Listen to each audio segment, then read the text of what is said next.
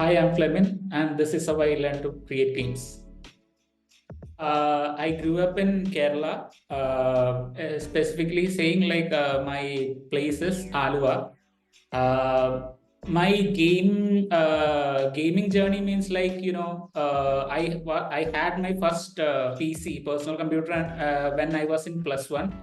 So till now, like this games and gaming were kind of like a dream for me.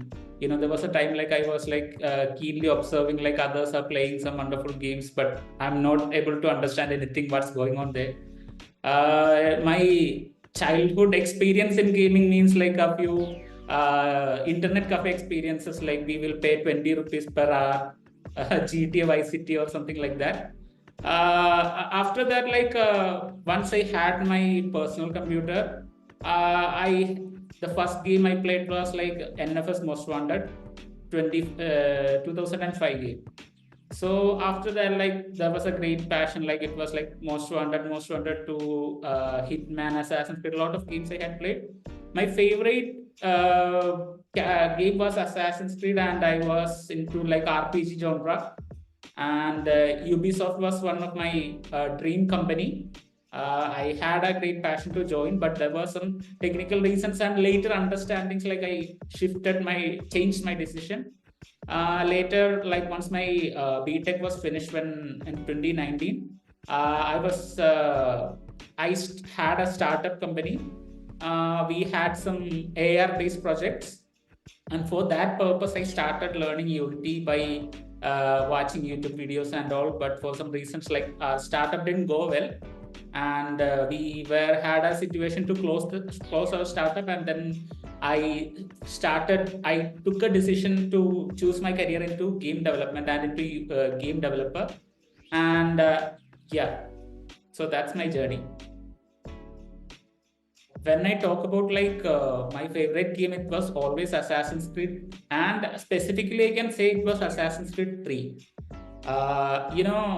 I don't know what went in that company, but whatever you see before Assassin's Creed 3 or whatever you see after Assassin's Creed 3 was totally different. But this specific game was made in such a way like you feel like something is going on with you when you play the game. If you had experience like how Assassin's Creed 3 starts, it was like, I would talk about the end of the world, and like on 12 like December 12 2012, like the world is ending and this is going to happen, and this is how you can, and there was only one single person who can stop that. So this is sort of like a magical or something really penetrate into your brain. That sort of an intro they had given for that game. And as a 2012 game, the graphics was even breathtaking, we can say. In the same time, if we compare it with any other games that was going on back then, I don't see that level of graphical push that happened in RPG genre. I mean, other games were there, but in RPG specifically, I think Ubisoft did that in Assassin's Creed very well. So that was a single reason, like I fall in love with Assassin's Creed 3. And the other reason why I love Assassin's Creed 3 was like it was a stealth-based game. Okay, and I love to do things in silence, especially. I'm a kind of a person I love to do things in silence, and I would like to keep no trace about me. So because of that reason, the other games I love was Dishonored, then Hitman, Silent Assassin, Contract, Blood Money, all genre. I had played everything, and always in as a Hitman specifically, I can say I can't accept the fact like if I got any rating apart from Silent Assassin. So this was the way, and when we start thinking like that, we're actually feeling like we are solving a puzzle. Okay, there are some breadcrumbs in here and there, like how you can sort out things like that. This is the clue, that is the clue. We figure it out and we move forward. So this was a specific genre, and this was the reason like I fall in really love with gaming. But unfortunately, that had greatly affected my academics back then. But still, as a matter of fact, is in the end, like gaming itself saved my career. My 10th standard was like pretty obvious. I didn't have any viewpoint regarding my career and all. and I didn't had any specific reason like I had passion towards gaming in that point of time. It was later I got introduced to Unity engine by one of my friend, and as I said, like I had my first computer in +1, and the first software installed was Unity. Back then, our internet was shitty. So because of this reason, the engine was there in my computer, and I never was able to learn anything from. I mean, there was some documents and all, but still they were not authentic and proper. So I couldn't deep dive into Unity engines and all. Unity engine. I was like figuring out some things here and there by my own, but guy who have no background regarding graphics can't penetrate in that way. So at that point of time, I got introduced to Blender 3D, which was one of my another passion. So fortunately, I got some good documents about Blender, and I learned Blender full on. And in my +1 and +2, mainly I don't have much exposure to game development, but to 3D modeling, and I learned a lot in Blender.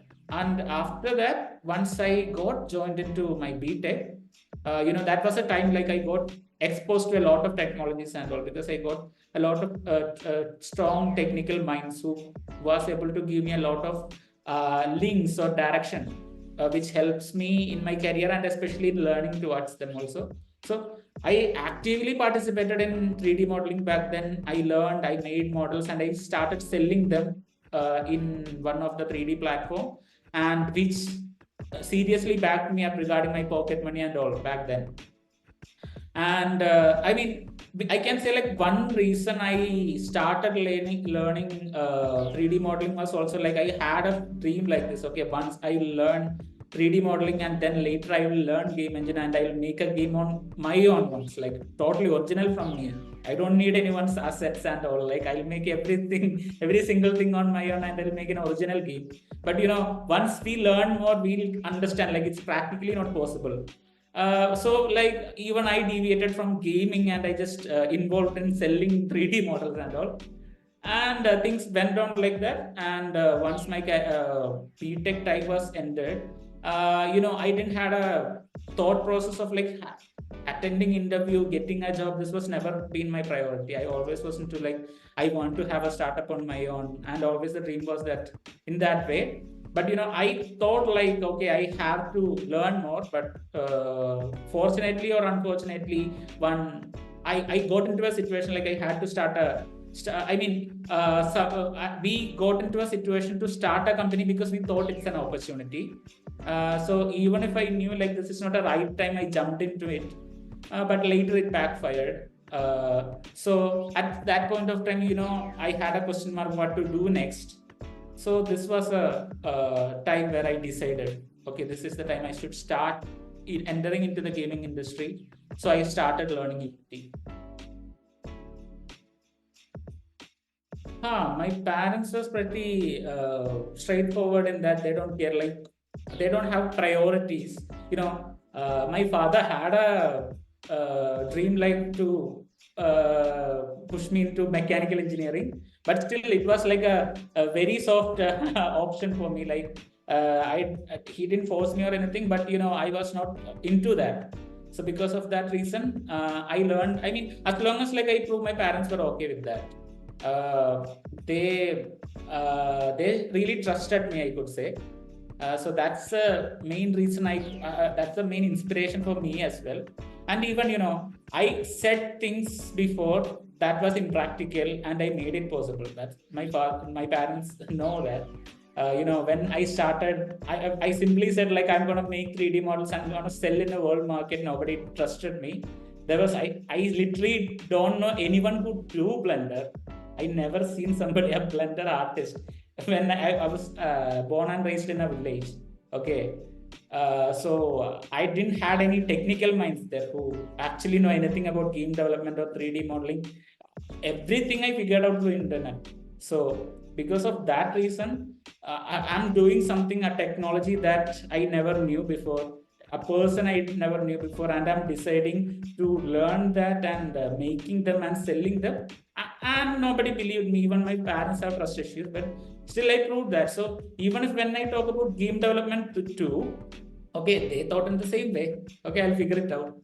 So because of that, I didn't had any biased experiences. Like always, it was positive for me. I was keep searching for, I even joined a company as a game developer before I joining Outscal. It was a Bombay-based startup company. So I started working there. So I was randomly searching regarding, trends and all. And for some reason, Outscale came into my site. Even when I read that, I clearly didn't understand as well. Is it an institution or is it a company? I didn't get a clear cut picture, but it was mentioned like mention your number there. I mentioned it and I sent it. And after 2-3 days, like Satnamji called me, and he told me like this is Outscale and this is how it works. And this,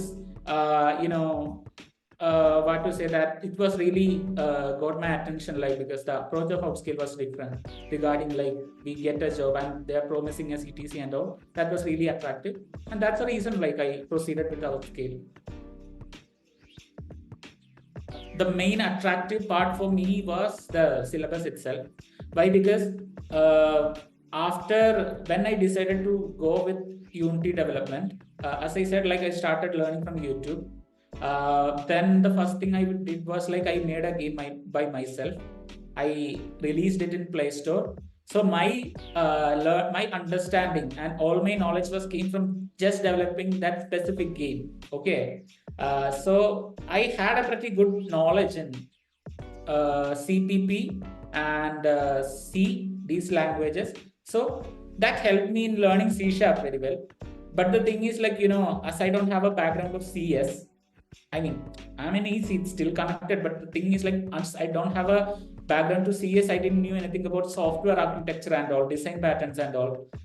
So with the confidence of making and releasing a game in Play Store, I attended my first interview with the company in Bangalore, and that really ruined all my confidence, I would say, because I literally couldn't answer any of his questions, I would say, because he was asking what is design pattern, and can you tell me a few design patterns, and how will you keep what is an object pool. So these sort of things I couldn't answer at all because I didn't know. Because we will think about something only if it doesn't work. But for me, whatever I developed, it was working. I tested in my device, it was working. I didn't face any performance issue. As long as there is no issue, I won't be aware about that. So that was the scenario. But this design patterns and all are coming from a time-proven journey of many people, right? I can't experience all that in one single developing one single game. So I was really frustrated, and I really felt fed up. I felt like, okay, there's a lot to learn right now. I understood. And after that, I got joined into this Bombay company. And then when I saw the syllabus of Outscale, that syllabus was actually matching with whatever the guy who interviewed me was asking. Okay. I see, okay, design patterns mentioned, object pooling is mentioned, gaming optimization is mentioned, multiplayer is mentioned. So that really, even if like at first it felt like a risk for me because I hear about it for the very first time, I still felt good because it's not something bullshit. It really makes sense what is written there. So I understood, okay, I will get a good career path in this.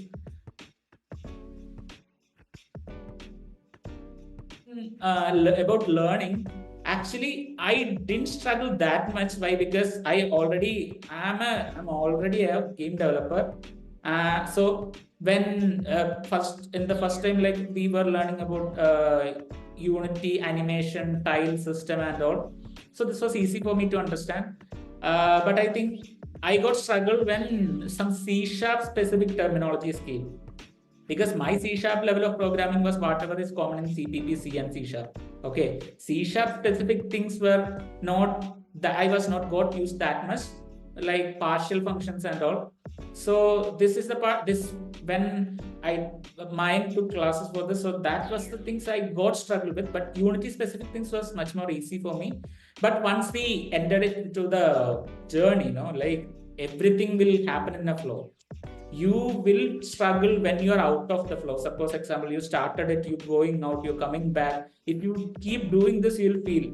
But if you are inside that, you are in that form, you are in that environment, it will happen. It was like the tank game. I don't know what was the specific module name or anything. The 3D tank game, it was there back then.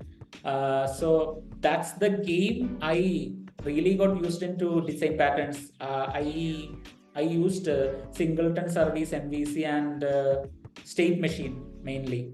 So and that was the first game I was able to do something AI in the game. So the AI of the game I wrote by myself. Like the logic was pretty straightforward, like the player is there, enemy is following it wherever he goes, but still, I wrote it by myself. And I mean, that's the first thing I tried with state machine as well. And with the design pattern plus this really accelerated improved the AI of the game. So when I played it, I really felt well because it felt so natural where the enemies are following. So that really gave me, that was kind of like a proud moment for me. And even I tried something is so unique. Like right now, ECS is there, but back then I was not introduced into ECS, but I tried something like keeping components in a pool. And whenever something is ideal, keep them back to the pool, and whenever it is required, being passing into them. I mean, in my enemy system, not every single enemy was packed with behaviors. Any one enemy will hold it, and as long as he is ideal, as long as others are ideal, we don't need it. When they are needed, it will be passed to them. So I wrote a system like this in that game. So that felt really good for me. So the thing is like I was not involved in sending resumes and all, because that was taken care of by Outscal only. What I did from my end was like, as per the instruction from Mayank and all, we kept a proper LinkedIn profile and we made a professional resume. So for both of these, like we got a really good support from the Outscal team. And then it was mock interviews were there, where industrial professionals were coming and they were taking our interviews and they were they were grading us. So the very first interview I went on, like I didn't got a good feedback. I think they mainly marked like recommended for hiring, okay, or not recommended for hiring. So the first time I got like not recommended for hiring, and I understood like how they are asking questions, and based on that I improved by myself. And then after that, whichever mock interviews went on, I got a recommended for hiring from everyone. And then this is all we were doing regarding this. And after that, calls were coming to us like from different companies, and we were attending sometimes interviews, or sometimes maybe we were getting tasks to do. So it was going on, and back then it was Outscale was in a beginning phase, so it was difficult for Outscale also to getting companies, but still they did the best they could. So many companies came in, but the way they were mentioning CTCs and all were not as per our expectations. So even Outscale was saying like, okay, you shouldn't have to downsell yourself. Okay, this is the profile you have, this is the level you are standing in, you don't have to downsell for yourself, whatever they say. So we also waited. Even I got some other calls and all. I mean, I got offer letters from some companies, but package was too low, and I got and Outscale also said like wait for this. And then I got my first interview from MPL. It took some time, like the hiring process was pretty long. But in the end, I got placed with an amount that is more than that Outscale promised. So that's how my career was. So currently, actually tomorrow is my joining date. I joined a company called Sagility Health, and I'm starting as a consultant there. So it's kind of like they are starting a new Unity team. So a lot of things I can't discuss, and there is no exposure to. I can say like the companies like kind of like Educom, Smart Class, and all of you remember. So we are trying to give an interactive learning experience. So that's the main role to me, as something I really enjoy actually. I mean, I was also, the part we never tried was like the cinema part of Unity, because we were into game development and all. This part, making cinematics and all is actually a different thing. It involves creativity, not just your programming skills. You have to work like a director or a cameraman there.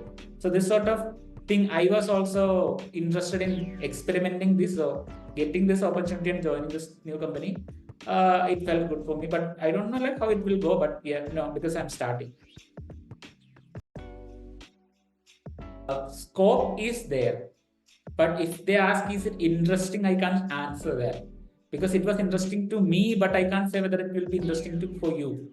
Because when I ended up in gaming or game development, I had a journey about when I was, started, as I said, like when I was in fifth standard, where I didn't had an access to a computer.